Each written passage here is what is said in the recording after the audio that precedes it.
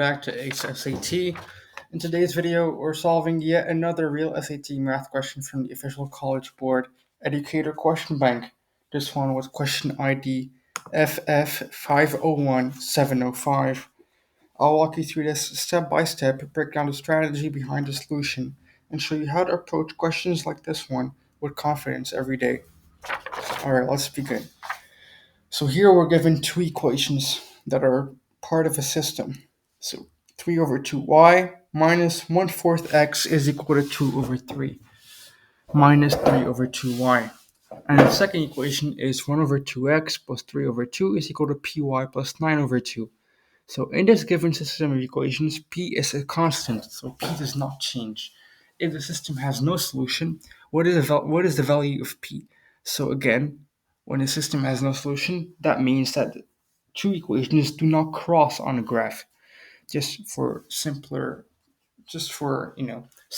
understanding. So first, we want to simplify both equations for good clarity. So I'm just going to do 3 over 2y minus 1/4 x. I'm just going to skip this part. Okay, this is the equation, and we multiply it by 2. So 3y equals 1/4 x.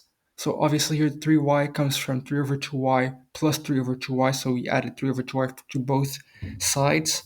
So 3y is equal to 1/4 x. We brought the 1/4 x to the other side. So we added 1/4 x to both sides. Equals 1/4 x plus 2 over 3. That was here. So that did not change. So that is one equation. And then we want to get rid of the fractions. We don't like fractions here. So we want to multiply everything by 12. So 36y is equal to 3x plus 8. So we multiply the whole equation by 12. That is our first equation. That corresponds to the upper equation over here. Our second equation is 1/2 x plus 3 over 2 is equal to py plus 9 over 2.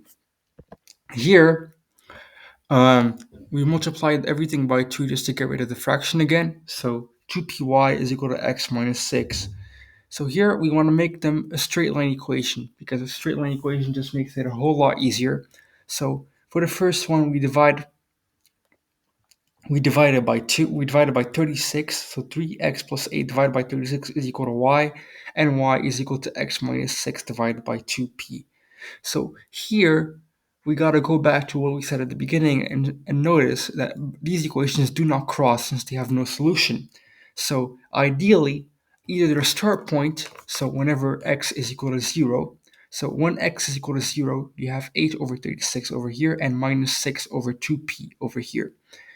And that is either, so if gradients are proportional, because if gradients are proportional, that means that they are parallel to one another. And if they're parallel to one another, they are by extension not able to cross, because if you know that two parallel lines never cross, therefore gradients should be proportional to one another, therefore the two lines will never cross. So therefore we take the gradients 3x over 36 and x over 2p, so we equate them because we want them to be proportional. So here we remove the x's because that is just simple multiplication.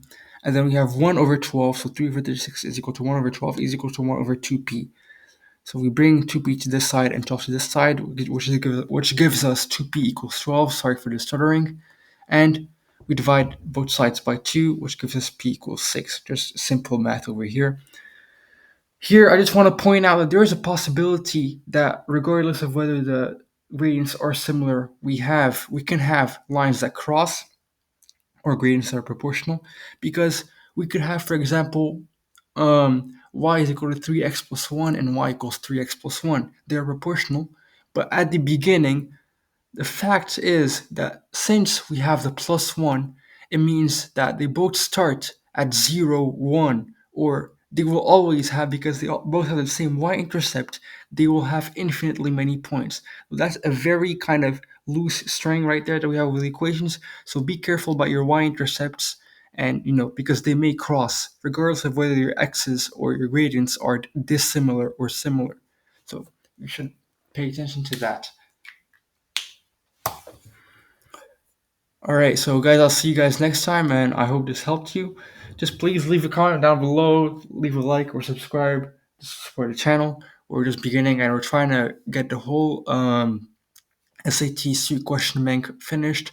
So we're starting with math. We'll alternate with English.